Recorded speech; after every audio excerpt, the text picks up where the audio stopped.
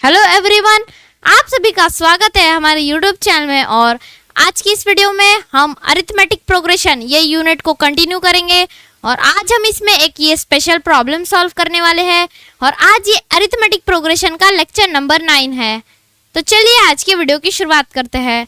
मगर वीडियो में आगे बढ़ने से पहले इस वीडियो को लाइक करो, शेयर करो, और अगर अभी भी आपने हमारे चैनल को सब्सक्राइब ना किया तो तुरंत सब्सक्राइब कर लो। तो चलिए इस वीडियो की शुरुआत करते हैं। देखिए, जो प्रॉब्लम आज हमें सॉल्व करना है वो आपके सामने है। ये देखो, ये प्रॉब्लम की स्पेशलिटी ये है कि ये प्रॉब्लम एक टेबल के फॉर्म में है। और ये टेबल में हमें यहाँ पे केयरफुली देखो, यहाँ पे कुछ कुछ वैल्यूज, वैरायटी ऑफ वैल्यूज हमें यहाँ पे दी है और कुछ कुछ वैल्यूज अननोन है। और ये जो अननोन वैल्यूज है, देखो यहाँ पे फर्स्ट इक्वेशन में ये an की वैल्यू यहाँ नहीं है, सेकंड वाले में d की नहीं है, थर्ड वाले में a की नहीं है, कुछ कुछ इसमें n की नहीं है। तो हम ये अननोन वैल्यूज हमें ये फाइंड आउट करना है। तो हम ये कैसे फाइंड आउट करेंगे? ये फाइंड आउट करने का हमारे पास बस एक ही फॉर्मूला है, वो है nth टर्म ऑफ एपी का फॉर्मूला। तो चलो हम यहाँ फॉर्मूला लिख लेते हैं। आपको नहीं पता फॉर्मूला तो कोई बात नहीं, वैसे हमने इस पे nth टर्म ऑफ एपी के फॉर्मूले पे एक स्पेशल वीडियो ऑलरेडी बना के रख दिया है। वो वीडियो बहुत ही इंपॉर्टेंट है। अगर आपको आज के वीडियो में nth टर्म ऑफ एपी का फॉर्मूला यूज करके ये टेबल सॉल्व करना है तो सबसे पहले आप वो वीडियो को विजिट करके उसको अच्छे स्टडी कर लीजिए, क्योंकि वो वीडियो में हमने एक्सप्लेन करके बताया है कि nth टर्म ऑफ एपी का फॉर्मूला कैसे फॉर्म होता है। तो फॉर्मूला है an is equals to a plus n minus 1 into D. ये देखो, ये है nth टर्म ऑफ एपी का फॉर्मूला।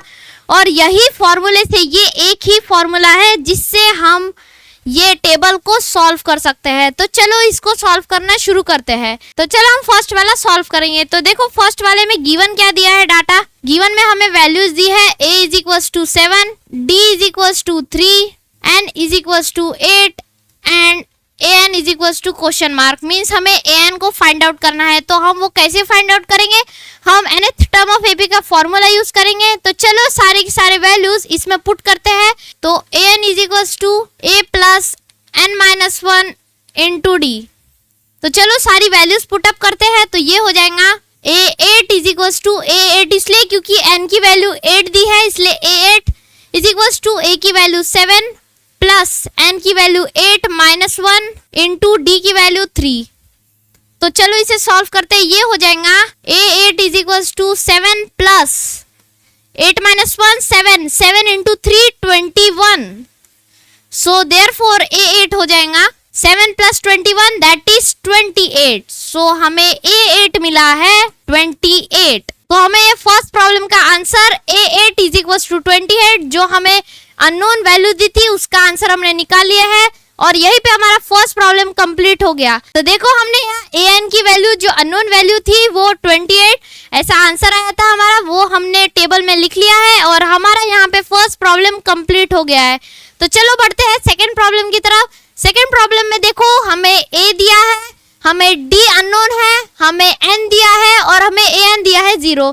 तो हमें यहाँ पे d की वैल्यू फाइंड आउट करना है। तो चलो इसे फाइंड आउट करते हैं by nth term of AP के फॉर्मूले से। तो यहाँ पे हम सेकंड वाला लिखेंगे।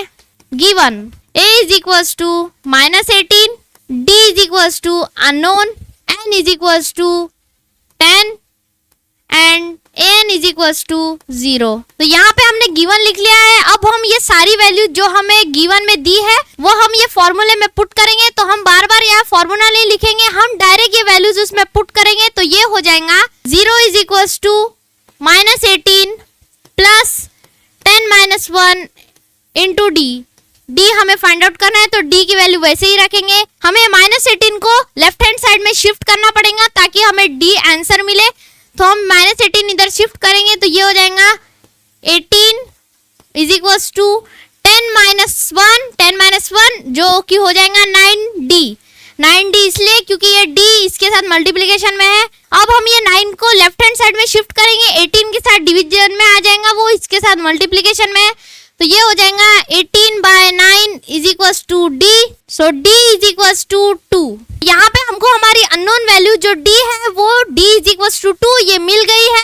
और यहाँ पे हमारा सेकंड प्रॉब्लम भी कंप्लीट हो गया। हम ये वैल्यू टेबल में लिख लेते हैं। यहाँ पे d इज इक्वल्स टू 2। चलो अब थर्ड प्रॉब्लम की तरफ बढ़ते हैं। हमारा फर्स्ट और सेकंड प्रॉब्लम कंप्लीट हो गया। उम्मीद करते हैं आपको ये पहले दो प्रॉब्लम समझ में आए होंगे। अगर आपको इसमें कोई डाउट हो तो हम आगे की 3 प्रॉब्लम जल्दी करेंगे। आपको भी हमारे साथ करना है, आपको उससे ज्यादा अच्छे से प्रैक्टिस हो जाएंगी। तो चलो थर्ड प्रॉब्लम की तरफ बढ़ते हैं। देखो यहाँ हम थर्ड प्रॉब्लम में गिवन क्या दिया है, a is equals to unknown, हमें a फाइंड आउट करना है, d is equals to -3, n is equals to 18 and an is equals to -5। Minus है इसलिए हमें ब्रैकेट में लिखना पड़ेगा और ये हमें सारी गिवन वैल्यूज हमने यहाँ लिख ली है और हमें यहाँ पे a को फाइंड आउट करना है, हमें फर्स्ट टर्म फाइंड आउट करना है। तो चलो ये सारी वैल्यूज डायरेक्टली हम फॉर्मूले में पुट करते हैं। तो ये हो जाएगा an है -5 is equals to a plus n है 18 -1 इंटू d है -3, ये भी ब्रैकेट में। सो ये हो जाएगा -5 is equals to a plus 18 -1 17 into -3 -51। तो ये हो जाएगा -5 is equals to a plus minus का मल्टीप्लीकेशन -51। अब हम इसे -51 को लेफ्ट हैंड साइड में शिफ्ट करेंगे तो ये हो जाएगा +51 इज इक्वल्स टू a। अब हम इन दोनों का सब्सट्रैक्शन करेंगे तो ये हो जाएगा therefore a is equals to -5 + 51 46 क्योंकि प्लस का साइन इसलिए क्योंकि 51 बड़ा नंबर है। तो ये हमें मिल गया a इज इक्वल्स टू 46 और यहाँ पे हमारा थर्ड प्रॉब्लम भी कंप्लीट हो गया। हम ये वैल्यू टेबल में लिख लेते हैं। तो a हमें मिला है 46 और यहाँ पे हमारा थर्ड प्रॉब्लम भी कंप्लीट हो गया।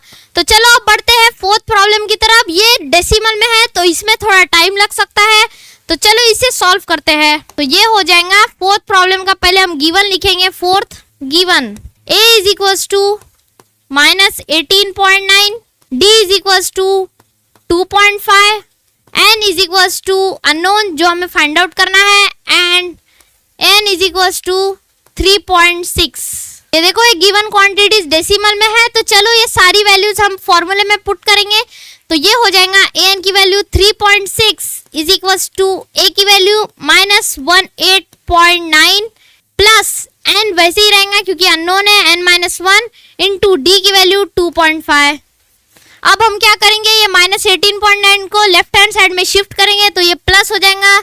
सो 3.6 plus 18.9 is equals to right hand side वैसा ही रहेगा। तो ये हो जाएगा 3.6 plus 18.9 22.5 is equals to n-1 हम बिना ब्रैकेट के लिखेंगे क्योंकि हम यही स्टेप में 2.5 को लेफ्ट हैंड साइड में शिफ्ट कर रहे हैं, वो उधर मल्टीप्लिकेशन में इधर डिवीजन में हो जाएगा। तो ये हो जाएगा 2.5 bye 2.5 is equals to n-1। तो इसका डिवीजन हो जाएगा 9 इज इक्वल्स टू n-1। अब हम ये n ऐसे ही रहने देंगे और -1 को इधर शिफ्ट करेंगे, वो इधर साइड आके प्लस हो जाएगा।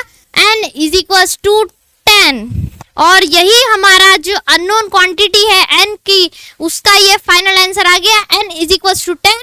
और यहाँ पे हमारा फोर्थ प्रॉब्लम भी कंप्लीट हो गया। तो चलो ये वैल्यू टेबल में लिख देते हैं। तो n 10। तो उम्मीद करते हैं आपको ये दो प्रॉब्लम भी समझ में आए होंगे, इसके सारे के सारे स्टेप समझ में आए होंगे।